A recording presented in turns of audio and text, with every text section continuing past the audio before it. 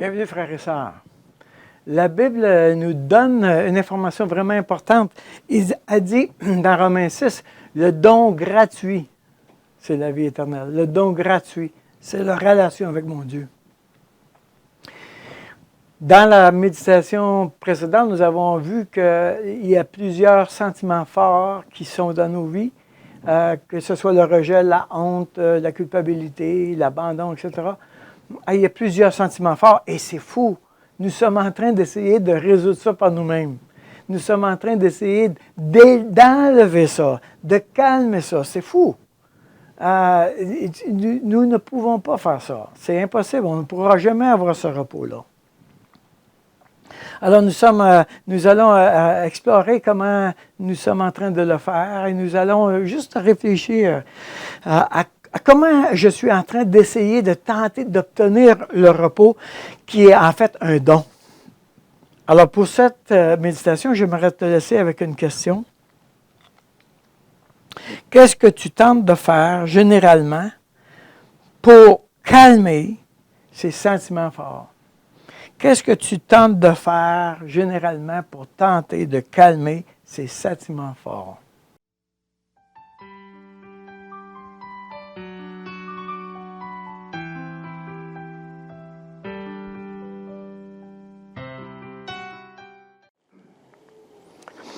Maintenant, on fait plusieurs tentatives de s'approprier un gain. On a dans Matthieu 23, versets 3 à 5. Je vous invite à y tourner là.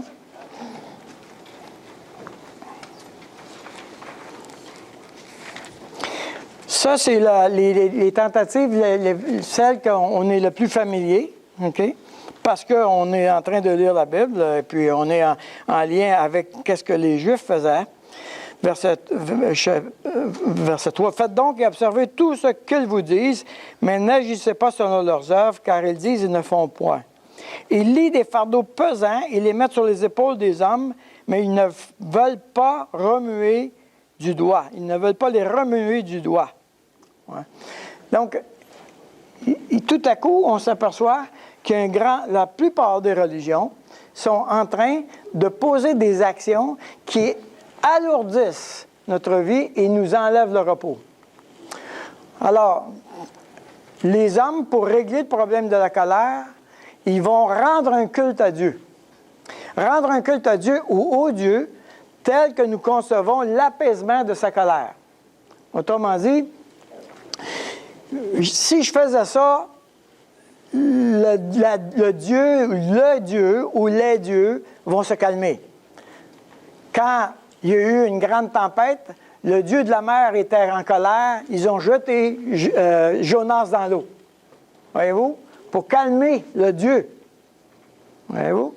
On est encore en train de découvrir des sacrifices d'enfants. Au Mexique, dans le temps de la Bible, le Dieu de Moloch, on sacrifiait des enfants pour la divinité.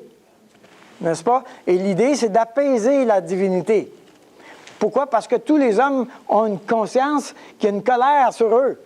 Voyez-vous? Et s'il arrive un mauvais coup, il y a une divinité qui doit être calmée. Alors, dans les peuples de la terre, on voit toutes les sortes. Les plus frappants, c'est dans le monde hindouisme et bouddhiste, c'est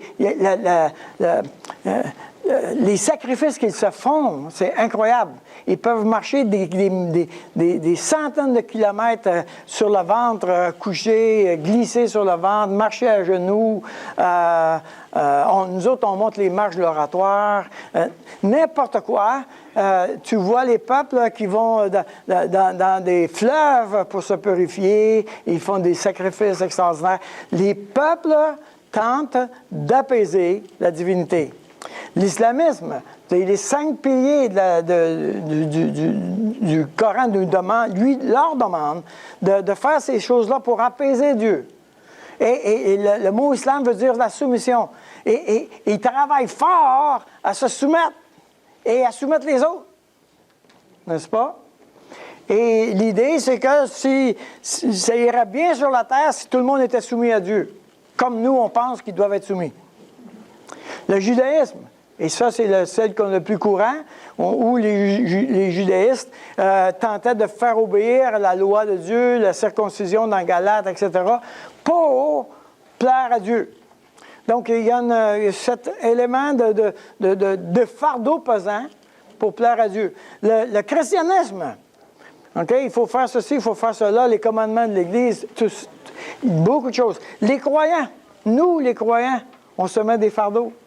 Pourquoi tu es ici ce matin? Peut-être parce que tu te sens coupable. Peut-être que tu ne serais pas venu si tu ne serais pas senti coupable. Peut-être que tu ne serais pas venu si tu avais dit je m'en fous, qu'est-ce que les autres vont penser. Hein? Bien, on est dans la colère de Dieu, là. Toutes nos actions ne sont pas toutes pures. Moi, le premier. Voyez-vous? Et l'idée, c'est l'appropriation d'un gain, c'est-à-dire, le gain dans ce cas ici, c'est d'apaiser la colère de Dieu. Maintenant, on peut rendre un culte à Dieu ou au Dieu tel que nous concevons l'apaisement avec un grand nombre de superstitions. Nous autres, au Québec, là, les superstitions les plus connues, c'est de mettre un chapelet après le miroir de l'auto, de mettre une croix dans la maison, on va dire, j'ai été allumer des lampions pour apaiser Dieu ou avoir une faveur, etc. On tente d'acheter Dieu, n'est-ce pas?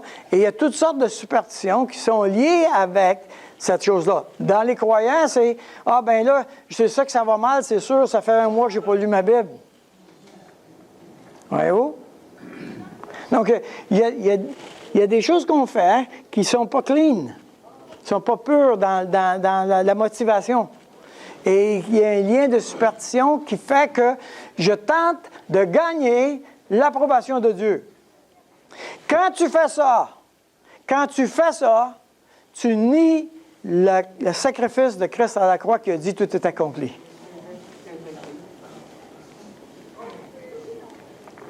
Alors, c'est pas surprenant que à plusieurs niveaux, on tente d'apaiser Dieu et on ne trouve pas le repos parce qu'on n'a pas, dans ce domaine-là, on n'a pas vu que Dieu l'avait accompli.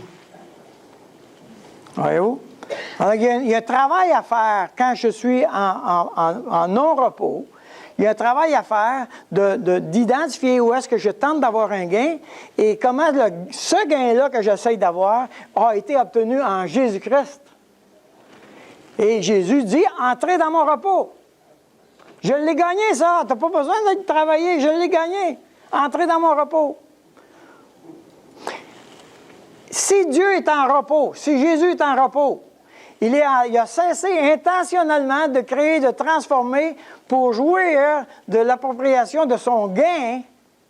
Autrement dit, il a dit à la croix, tout est accompli. Maintenant, j'arrête de travailler, j'entre dans le repos et je veux t'offrir gratuitement, parce que dans l'action du repos, je peux faire des choses, je peux t'offrir gratuitement le travail que j'ai fait à la croix en te donnant le repos. Vous me suivez? Oui. C'est pas reposant.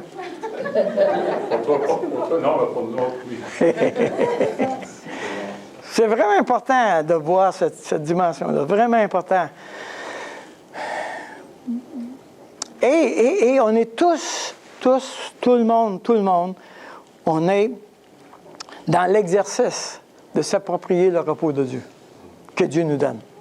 On est tous dans ça, là. Ça, c'est pas quelque chose qui est acquis une fois, j'ai accepté le Seigneur, puis bon, amen. Non. Dans ma vie quotidienne de tous les jours, là, le repos de Dieu est particulièrement lié avec les trois. Culpabilité, rejet et honte. Ces trois affaires-là. Donc, je vais cesser de faire des tentatives pour m'approprier le repos qui m'est déjà été donné.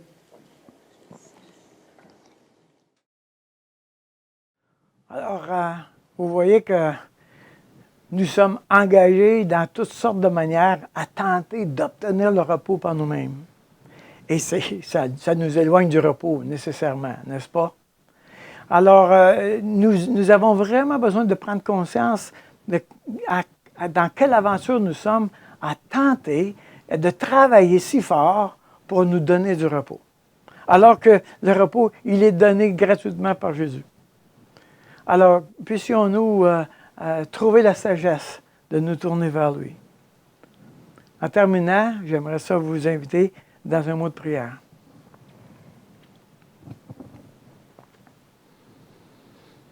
Seigneur, combien de fois devras-tu nous inviter encore et encore? Pardonne notre hésitation, notre incrédulité, notre manque de confiance. Tu es le médecin de l'âme. Tu nous dis, venez à moi et vous serez guéris. Bien d'autres avant nous, bien d'autres avant moi ont reconnu ta Seigneurie. Les anges t'adorent. Les démons te craignent. Des myriades de personnes à travers l'histoire sont venues au pied de la croix pour obtenir cela. De toutes les nations, de toutes les couleurs, de toutes les langues, de toutes les tribus sont venus à toi et quel que soit l'homme et la femme, ils ont obtenu ton repos. Alors Seigneur, aide-moi à me tourner vers toi. Même dans cet acte de me retrouver à tes pieds, tu dois m'aider. Seigneur, je veux aller à tes pieds, mais même là, tu dois m'aider. Viens à mon secours, Seigneur.